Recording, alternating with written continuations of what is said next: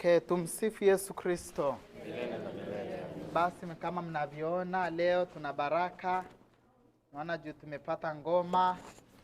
Alafu tukapata pia mavazi kwa ajili ya wanakwaya na ni furaha yangu kubwa sana kubariki kwa kweli hizi ngoma, lakini pia mavazi haya ambayo yatatumika kumsifu Mungu na kwenye maadhimisho mbalimbali ya misa takatifu. Sasa mimi nataka nikaribishe tu mtu atuambie kwa ufupi tu hizi nguo zilitoka wapi, kama tunaruhusiwa kujua, kwa kama wewe mtu alitoa alisema ni confidential sijajua, lakini basi hata ngoma pia zilitoka wapi ili kusudi pia tuweze kumuombea huyo mtu.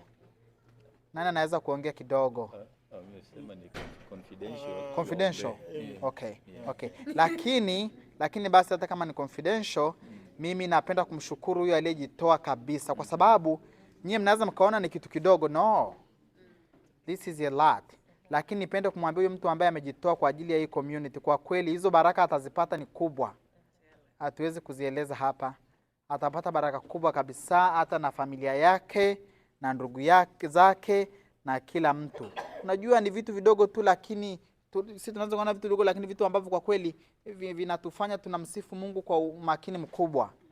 Mimi nilikuwa nawaambia watu, nikamwambia kwamba hii Jumapili nitaadhimisha misa takatifu na nyie, kwa kweli hiyo siku nitalia kabisa. Kama tutaanza kutumia hizi ngoma, mimi napenda sana ngoma. Hiyo siku itakuwa siku nzuri sana kwetu.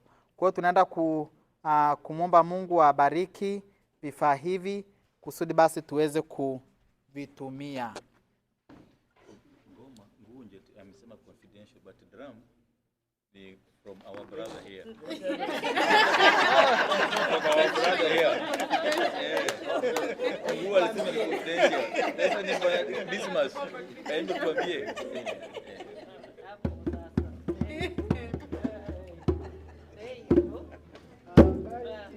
Thank you.